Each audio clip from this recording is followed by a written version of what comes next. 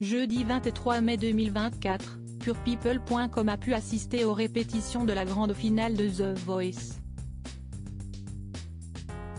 L'occasion d'en découvrir les coulisses. Car avant le jour J, rien n'est laissé au hasard. Explication.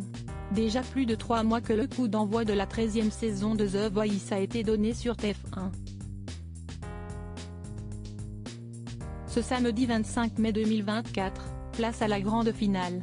Ils sont 5 en compétition, Gabriel Lobao coaché par Mika, Baptiste Sartoria membre de la team Vianney, Alphonse conseillé par Zazie, Iris, remplaçante d'Adenae dans l'équipe de Big Flo et Oli ainsi que Shanice, repêchée par Camille Lelouch. Les jours précédant ce moment tant attendu, ils ont tous travaillé d'arrache-pied.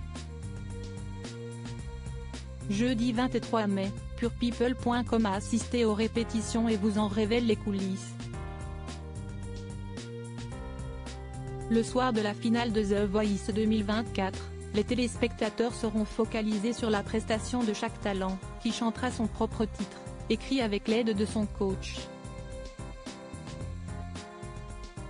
Mais avant que les caméras ne s'allument, il y a tout un travail. Lors des répétitions, ils sont une trentaine, voire plus, sur le plateau, l'orchestre, les techniciens son, les techniciens lumière, l'équipe de production. Samedi, ils seront environ 300, soit 10 fois plus. The Voice 2024, réglage son, lumière et même sol, jugé un peu bancal. Il s'agit là d'un show vécu dans les conditions du direct. Talent et coach sont maquillés, habillés comme pour le grand soir. Shanice débute. Elle est dans un premier temps installée dans les fauteuils rouges des coachs, accompagnée de Camille Lelouch, pendant que le son est lancé une première fois avec les chœurs. Bravo les gars, ça déchire, lance l'humoriste également chanteuse. Si est-il là que se font les réglages sur les jeux de lumière. Olivier, présenté comme le boss de l'orchestre, gère d'une main de maître. Au fil des essais, des réajustements sont faits et les commentaires fusent sur le plateau. On a un souci de cadre, entend Théon. Je peux lancer ? Questionne une voix de l'autre côté du plateau. Entre deux prestations, des techniciens en t-shirt noir floqué du logo The Voice frottent le sol de la scène, comme s'il y collait quelque chose. Interrogé par nos soins, l'un d'entre eux s'explique un peu plus en détail, le sol était un peu bancal. On a mis une cale pour que ça ne bouge pas trop et éviter que ça ne glisse.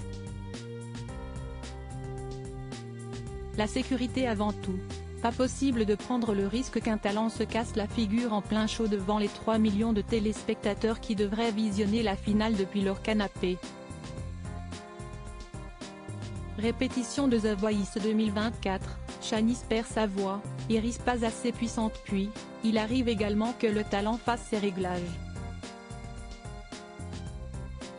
Tandis qu'Iris s'installe sur scène, prête à chanter comme d'habitude accompagnée de son piano, elle manifeste une certaine gêne. On peut baisser ?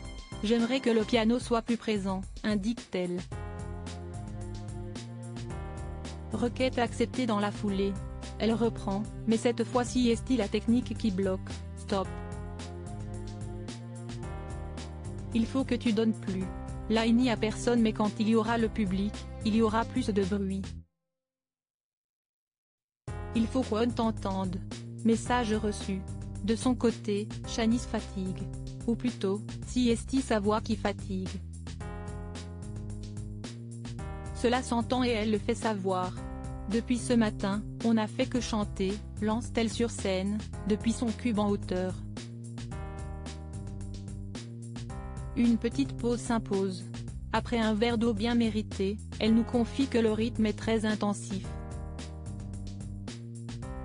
Mais elle tient bon, notamment grâce aux inhalations et autres exercices qu'elle prend grand soin de respecter chaque soir avant de se coucher. Rendez-vous ce samedi 25 mai 2024 dès 21h10 sur TF1 afin de suivre la grande finale de The Voice et découvrir l'identité du gagnant.